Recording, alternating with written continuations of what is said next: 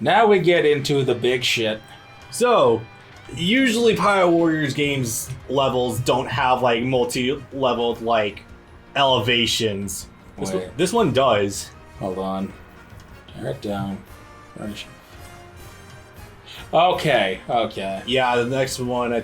No, this is one interesting. I think this is one we had to run away from Katakuri, and it's like not indestructible.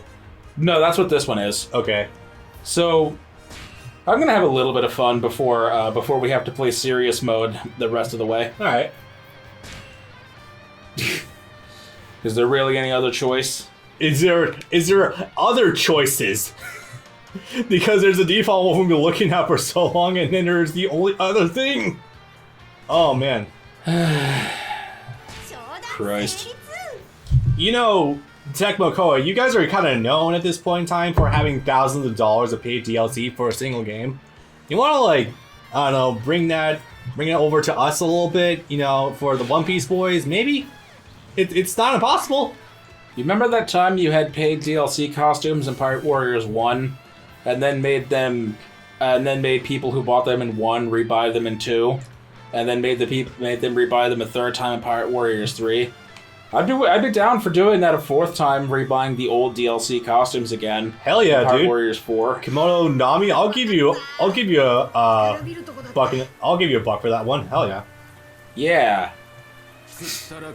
Now the funny thing is, I think all of the DLC packs in Pirate Warriors 2 might have actually been $1 each. That's where some of them were like up transferable though. It might have been. Yeah. Well, on the PS3 version of 3, they probably were, but not on 4. I love the giant ass drop splatters on Sanji's suit while he's just sitting here. Like they're just guns just making contact with his suit every time one falls on him. Water, man. This is the power of the Sega Dreamcast. Oh boy. We gotta showcase those water effects in Final Fantasy X for the PS2. Oh, now it's revving up. That's one thing I'm definitely looking forward to when a PS5 makes its way into either of our homes. Is never having to hear that fan ever again. Yeah. I mean, to be fair, the fan's been pretty well behaved so far. Yeah, but we're also playing with resolution and effects turned down. True. So, and it's still doing that. And now Sanji's actually giving the lowdown to Luffy about what's going on and why he can't go back. And if you know your traditional Luffy answers, you might know where this is going. Just break through all that bullshit. Just say fuck him, punch him in the face, and walk away. Yep. And oh yeah, they're gonna murder my brothers and dad tomorrow. So probably in a horribly bent out shape about that. I'm gonna miss Reiju, but yeah. I still hate them, but I don't want them to die either. What a pickle. Yeah.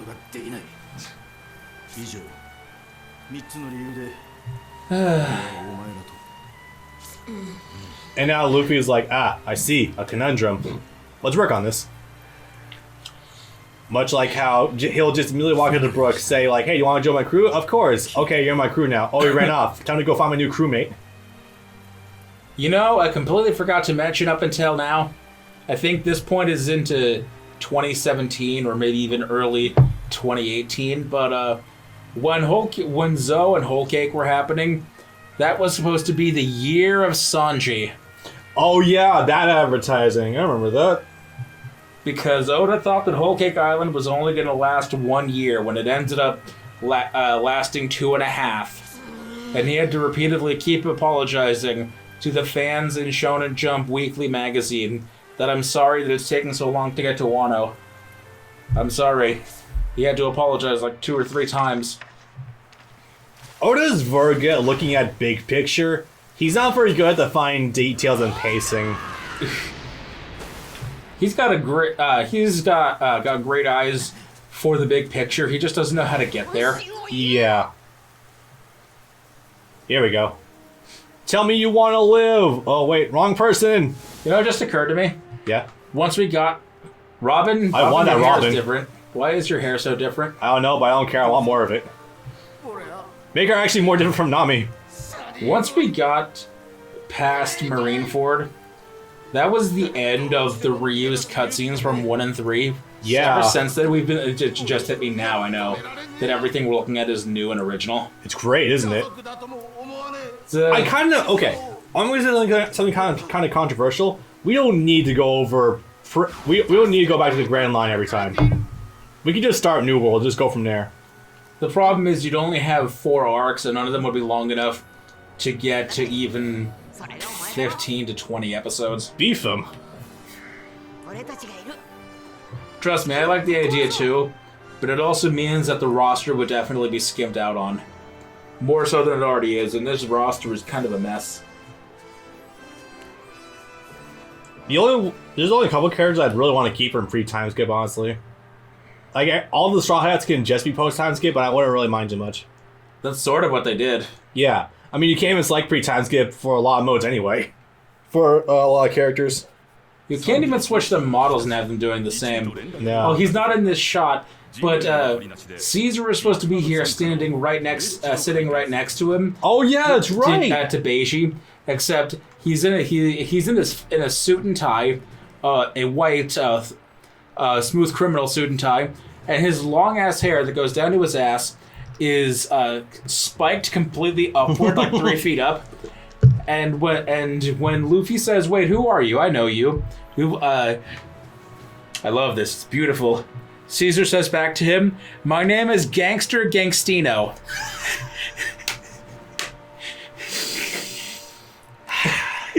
Sometimes the good humor returns. Sometimes. It's incredibly small, but it's one of the best bits from Whole Cake. Yeah. There are some people that, like in comment sections or whatnot, will still refer to Caesar as Gangster. Yeah. Yeah. Alright, so Beiji's here. You might... Or Beige? Beige. Beige, okay. So he's suddenly back. You want to expect that from someone that was shown once, and... That is an anime still. Oh yeah, it is. That they just put a filter over it to look like a painting. Huh. I do like my pastel filters, but I don't want to think they got into trouble, alright. So he's here because Beiji is married to one of... Oh, this is actually really funny timing. Beiji is married to one of Big Mom's daughters. Yeah. And, of course, Miss not appearing in this game. Chiffon. And he actually loves her. Like, for real. It's not forced or anything. He actually has a child. That's good. This child also has a 5 o'clock shadow and also smokes a cigar. This infant that is all... This newborn. I love stunting a kid's growth right out of the womb. That's why smoking is bad for you guys. Yeah, but the visual is too funny though. Yeah, yeah. So he's married into the family, and he's running Big Mom's security detail. Yep. He's the one making sure that everything is operating on the straight and narrow, that nothing's going awry. Yes, making sure nothing's going awry. And also at the same time, hey, how can we kill her? Yep. Well, I've got a couple of plans. Well, it is an emperor, so big ass bounty for it. Also, his wife off the side. I don't care that he wants to kill my mom. I'm down for it. Oh my god.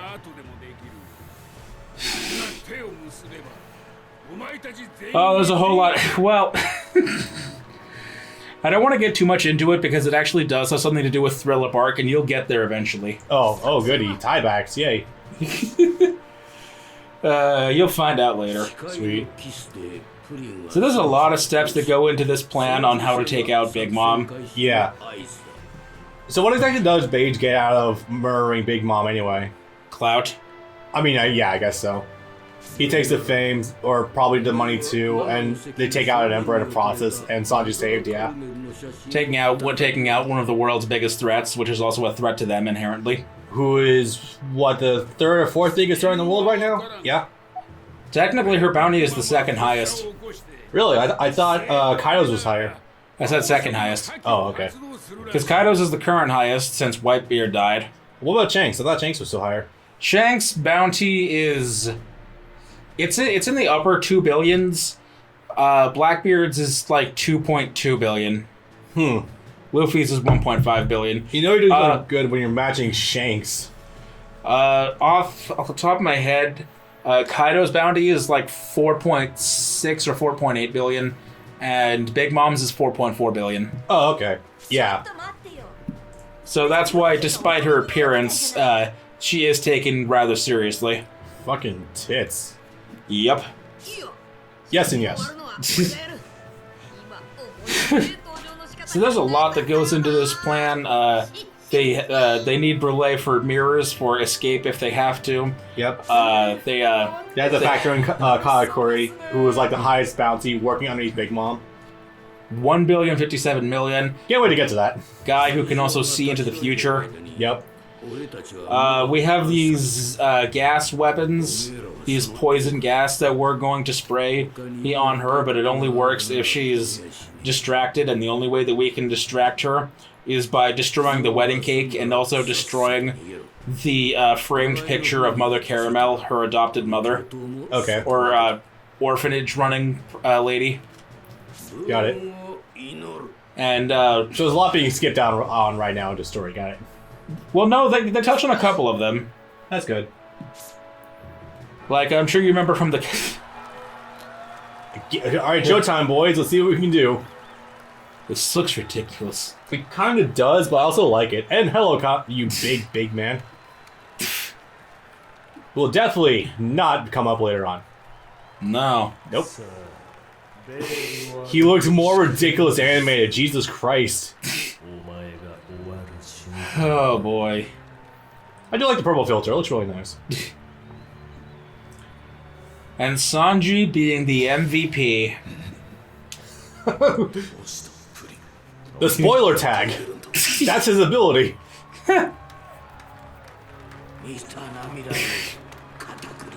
Uh-oh.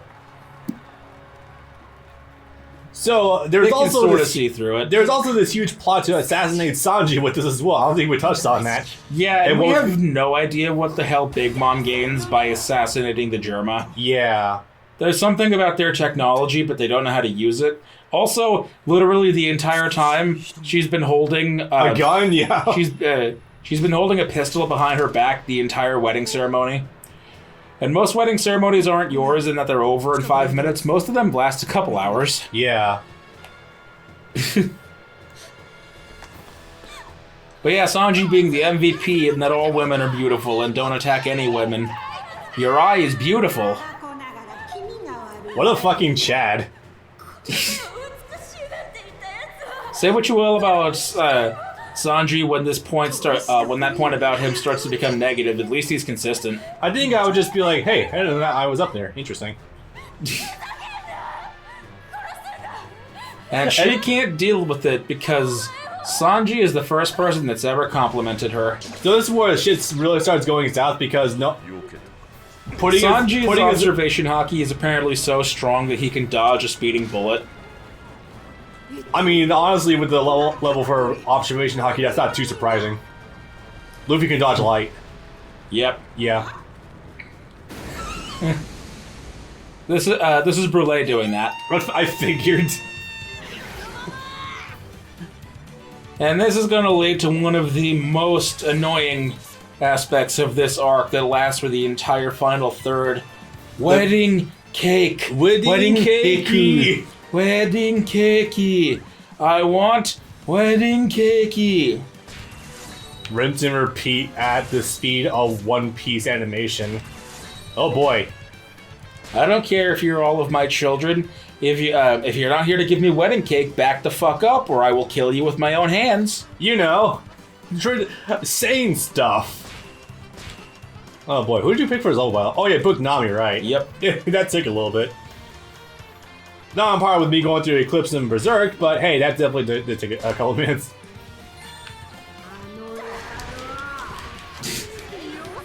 So, it is not a great day to be Big Mom right now.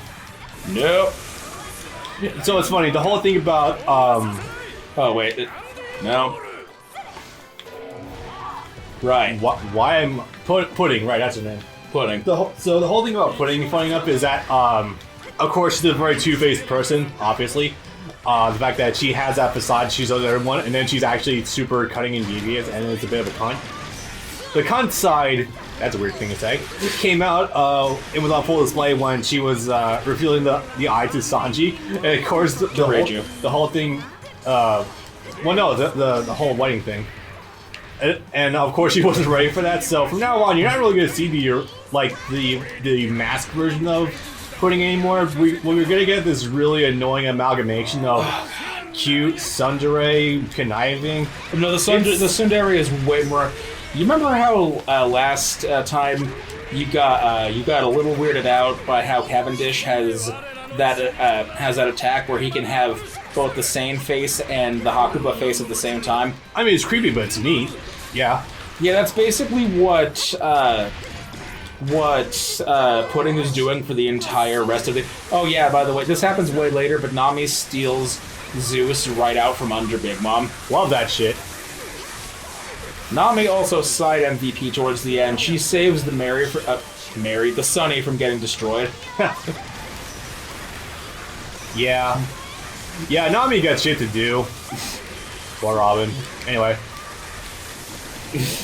Yeah, I mean, with the woman who's able to manipulate weather, yeah, give her a lightning bolt that can, or a cloud of thunder that can create lightning. That's that pretty good. Also, oh hey, by the way, Loki's here.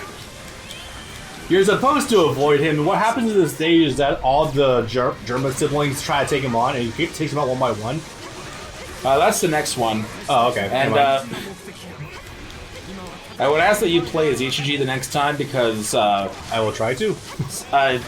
Luffy's gonna be the, because this is the third last stage, and Luffy's all over the final one. So yep, true. And you're never gonna get a chance otherwise. That's a fair point.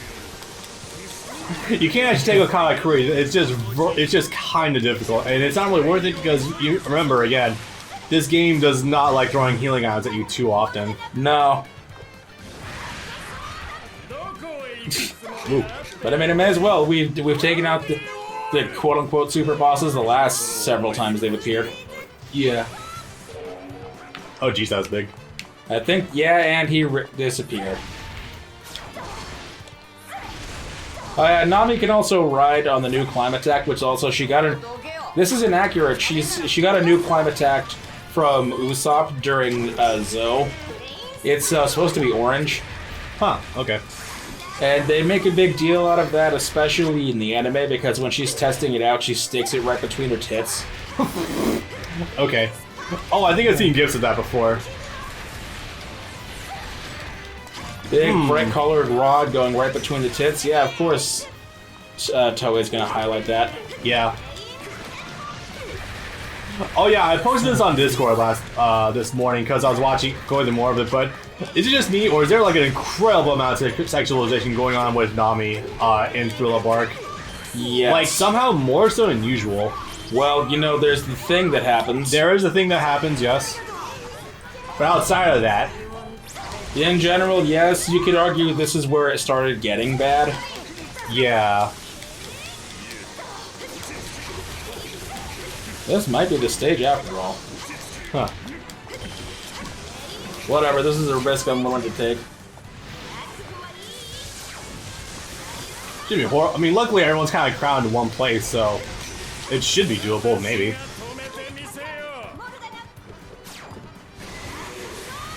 Yeah, using rental level 3s would definitely be better against bosses with a lot of super armor. I usually use level 1s and 2s for, like, just crowds of enemies so I can just go through them a lot faster.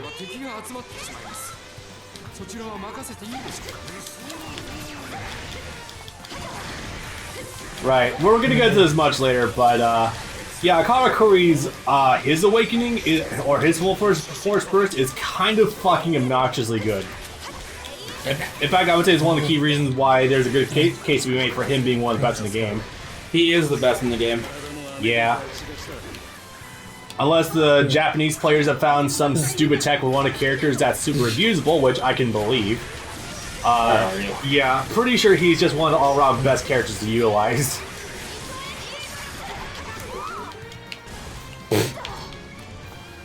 There you are. Yup. There's the one causing the problem here. Feet press down, open the route to Big Mom. Oh, right. You do eventually have to end up fighting Big Mom too. Yeah, she's gonna be chasing you throughout the rest of the stage. Yup. Sounds. Just pop and it's gone. I thought it broke or something because it's solid. I thought it actually like crashed. Yeah, it looked like it was actually solid. I guess not. Okay. However, luckily, usually when you do treasure log or you do this level, this is where a lot of enemies spawn for easy coins and stuff. Yes. And or S ranks should you choose to go for that. Here we go. That's also from the anime. Eh? Just so haphazardly. I think he smashes into 4 pieces in the manga. Better visual emphasis. But the funny thing is it's Brooke's hand actually sticking out of one of the fake Luffy's. Okay. So yeah, now she's about to have a freak out, and there's... Before she was just peeved, and now she's going into full meltdown. Brooke is the MVP of this arc because he gets the rubbing of the Poneglyph. Oh yeah, that's right. And he stores it in his skull, and everyone forgets that he can do that. Because you can see it there in that last shot. He actually has an opening in his skull. He can just lift like a box lid. Oh, okay. See, I would just say you could just stick it into his eye or just eat it or something. But yeah. No, it's very big. It's a Poneglyph after all. Yeah. So it kind of has to stick to the length of his body. Yep. So inadvertently, you can. Assuming you guys know what these road poneglyphs are essential for, it's essentially like stealing the Dragon Balls from the Emperors, essentially. Here you go. I love that she just grabbed it out of his hand. Here, have this.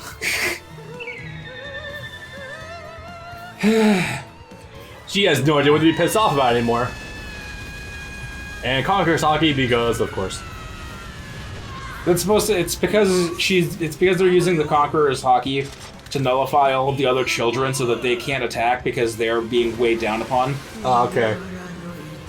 Oh, that's the purpose of that, okay. Yep. And that poison that was supposed to... Her bitching nullified the missiles. That's hilarious. Nope, time to leave. Yeah, nah, they fucked up. Also, something Big Mom's backstory. She's a cannibal. She didn't know, but she accidentally ate her orphan mother and several other children. Wow, that is fucked up. You already knew about that, right? No, I didn't actually. Also, tragic and funny in a fucked up sort of way.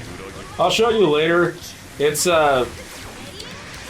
well, they never state that outright, but it's the only conclusion you can come to from the footage that you see. Is it a logical conclusion? Because if so, yes. Yeah.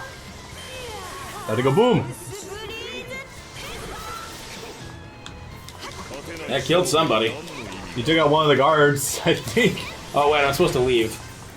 This is the thing that always gets me. Damn it, someone's still in here. Everyone has to make it out. Jinbei! Jimbles.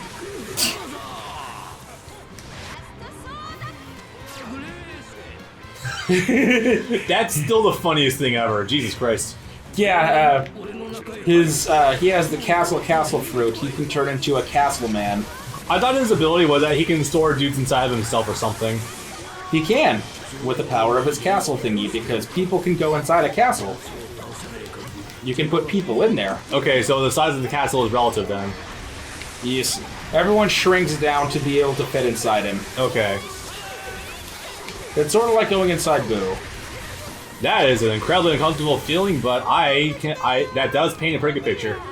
To give you a comparison of how it works. Yeah. The shrinking down. Paramecia fruits are weird. Yeah. Yeah. Oh, also something Katakuri was initially revealed as a Logia, but then it's like, nah, I changed my mind. Instead, he's going to be a special Paramecia. I thought he was revealed first as the Paramecia, though, and that's how he could dodge all of the armament hockey attacks from Luffy. It's one or the other. I don't remember which. It doesn't really matter, but it's stupid, because that was the first time we'd ever heard the term special Paramecia. Yeah, the special part's kind of dumb. And it's like, okay, what does that... There's sort of a precedent for it, like with mythical zones, like Marco's Phoenix and Sengoku's Buddha. Yeah. So there's sort of a precedent for weird variants, but this is the only one we've seen that I can remember anyway. So, like, what's the point? Yeah. Yeah. Yeah, at that point, you're really just riding the fine line between, like, considering what Katakuri's fruit does, it's essentially just riding the fine line between Logia and like, Paramecia. Yeah. Because at that point, you could also sort of make an argument that, like, Luffy's rubber fruit could make him a Logia type because his body is rubber. Like, it's a whole... This is gonna be a stupid question. Is rubber a naturally occurring element? I think it might. I know it's like an element that you can like melt down into like rubbery substances. I think plastic is. Yeah. Like I'm pretty sure it's just like a mineral or something. So like you could make it like there's an argument to be made there. That said though, please for the love of God, Oda, do not come out in like 5 years and say that Luffy was a Logia type user all along. We do not need that. No, Luffy can very definitively get hit. Yep. Did I knock him? Okay, I knocked him over a fence. I thought it was like, did I knock him into a building? I guess it also doesn't kind of make sense that, yeah, no, Katakuri's not a Logia type because, like, he can naturally be hit. Like, it's not like his body is constantly made of, like, the mochi material. He can just turn parts of it into it. So that's the funny thing, in that this may or may not be a retcon, but at some point it's described that the thing with Logias is that their intangibility is apparently not automatic, like with Gaara or something.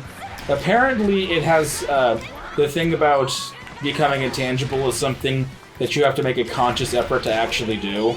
Huh. Like if someone tried to shoot you in your sleep or something, you're not going to automatically puff into smoke or sand or something. Okay then. But it's like that, it's never shown anyone making a conscious effort or straining or something. But Luffy's probably would. Or even twitching or blinking. But Luffy probably would because he is made of rubber. Oh god, we're getting too deep down the rabbit hole. We should probably stop there before we start questioning the very fabric of the series itself. To be honest, I thought I lost again. Yeah, right? Because, you know, you see this big man standing in front of you. Oh my god, that size difference. And it's fucking the thing, Katakuri's not even a giant proper. Nope. He's just the size of Whitebeard, I think. Whitebeard's a half giant. Oh god, that's right. Oars was a proper giant, I think. Oars was a super giant. Oh god damn it, it's a super giant variant. I shouldn't be shocked. Still kind of am, unfortunately, but yeah. It's okay, just wait until you meet Oars Jr. Oh yeah, the one that showed up in Marineford.